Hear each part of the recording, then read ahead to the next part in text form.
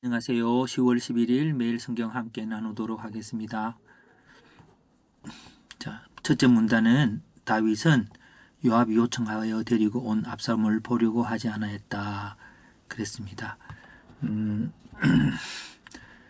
요압이 요청했는데도 불구하고 그래서 압살롬을 데리고 왔는데 보려고 하지 않았습니다. 그 이유는 잘 모르겠어요. 두 번째, 압살롬은 매우 아름다웠고 그는 그의 딸의 이름을 다말이라고 이름 지었다. 이렇게 압살롬은 다말에게 집착하고 있는 모습을 봅니다. 다말에게 집착하면서 그 결국 다말에게 집착하는 압살롬. 예. 세 번째 문단은 압살롬은 다윗을 만났습니다. 다윗을 문장이라고 하는 게 다윗을 만났다고 하는 메인 문장에 있어서 이렇게 한번 적어보았습니다. 어떻게 만났습니까? 요압의 요청으로 만났습니다. 그 요압의 요청이 그 원인이 어떻게 됐습니까? 압살롬이 요압의 집에 불을 질러서 요압을 추궁했습니다. 왜 만났습니까? 왜 압살롬은 또 다윗을 만나려고 했을까요? 죄가 없음에도 불구하고 만나주지 않아서 나는 다윗에게 분노한 압살롬은 이렇게 하나의 문장을 육하원칙으로 구성을 했습니다. 여기서 포인트가 압살롬 분명히 내가 죄가 없다고 하는 고백들을 하고 있습니다. 그래서 압살롬의 분노에 대해서 한번 살펴봅니다. 분노하는 자는 압살롬인데요. 압살롬은 내면에 분노가 있고요. 외모에 아름다움이 있습니다.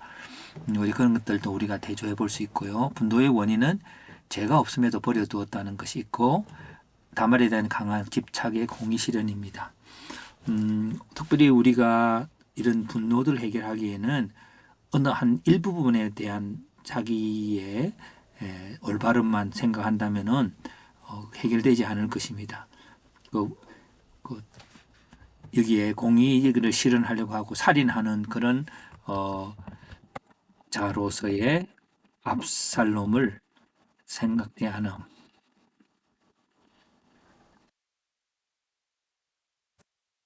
생각지 않은 것이죠. 분노한 대상은 요압입니다. 돌아오게 하려 한 사람이므로 이게 화해자죠. 화해자를 이제 분노를 합니다. 물론 다윗에게 대해서 제2차적인 분노를 하지만 본문에는 잘 안 나타나고 있고 그 분노가 조금씩 숨겨진 분노죠. 숨겨진 분노로서 분노가 자라가고 있습니다. 분노의 방법은 세월이 지나면서 점점 분노가 자라가고 있는 것을 보죠. 분노의 방법은 그의 밭에 불을 지른다라고 했습니다. 그리고 분노병 다윗은 결국은 지금 나타나 있지만은 반역하게 되죠. 분노 해결은 요압이 왕에게 나가도록 요청했습니다. 그래서 다윗은 만나줍니다. 그러나 이것은 해결되지 않은 더 큰 분노로 발전해요. 예. 왜냐하면 이런 세월이 지나면서 어떤 당하는 고통들이 이제 화해가 돼도 그것이 오히려 그 분노가 더 자라게 되는 그런 모습들로 보게 됩니다.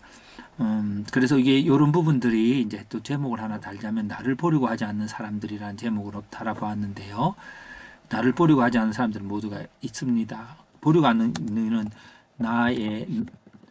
나에 대한 죄라든지 또 너에 대한 죄, 서로가 그 죄 때문에 그래서 나를 보지 않음에 대한 평가는 죄가 없음에도 버려둔다라고 하는 거죠. 죄가 없음에도 오해한다 하는 것도 될 수 있겠고요. 그래서 나를 보지 않음에 대한 조치는 그 분노가 되겠습니다. 그 분노, 그리고 심판, 정죄 이런 것들이 되겠죠. 자, 그런데 오늘 우리들이 압살롬을 통해서 보고 있는 것은 특별히 압살롬이 생각해 가고 있는 어떤 자기 일부분의 그 다말에 대한 어떤 일부분의 자기 의로움만 생각을 하고 있습니다. 그래서 우리가 이렇게 생각해 볼 수 있는데 왜 압살롬은 다윗에게 가서 용서를 구하지 않았을까? 자신이 죄가 없다고 생각했기 때문에 하였죠. 그러면 죄가 없다고 왜 생각했을까요? 왜 죄가 없다고 생각했을까요? 그냥 암논의 죄만 보고 그리고 그 죄의 심판자로서 왜냐하면 다윗이 그 공의를 실현하지 않으므로 무능한 다윗이 아무것도 하지 않았기 때문에 자기가 심판자에서 섰고 오히려 자기는 공의를 실현하지 않을 거고 자기는 자기 28절 보면 자신은 공의의 집행자로서 생각하는 거죠. 그 공의롭다고 생각하는 죠. 공의로운 행동가라고 생각하는 거죠. 그러면 우리가 죄를 깨달을 수 있는 능력은 어디에서 오는가? 우리 압살롬의 경우를 보면은 자신의 의로운 점에만 집착하거나 자신이 받은 피해만 생각하지 않고 상대방이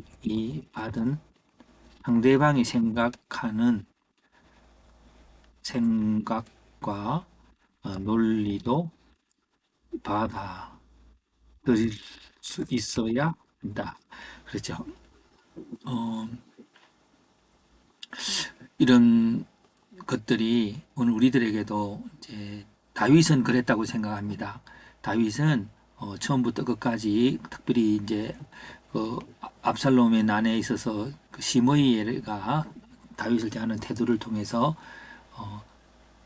이 모든 문제 속에 자신의 죄에 대한 그런 하나님의 심판이 있으며 그것을 통해서 자신이 속죄의 길을 가야 한다는 생각으로 자신을 돌아보고 있습니다.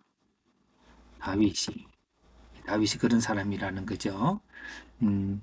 그래서 오늘 이런 생각과 이런 어떤 자신을 돌아보는 생각들과 자신이 공의의 집행자라고 생각하는 그 사이에 그런 어떤 차이가 있습니다. 그런 차이 때문에 이렇게 우리는 어떠할까요? 우리는 어떤 점에서 그 압살롬과 같을까요? 다윗과 같을까요? 그래서 내가 생각하는 그 한 가지 점에만 어렵고 또 그렇기 때문에 그 기준으로 내가 피해자라고 생각할 때에 그 일어나는 분노 그런 것들은 결국 자기 자신을 죽이게 되는 걸로 가는 것 같습니다. 주님께서 비추어 주셔서 하나님의 절대 기준으로도 보게 하시고 상대방의 입장에서도 볼 수 있는 그런 은혜가 있게 되기를 바랍니다.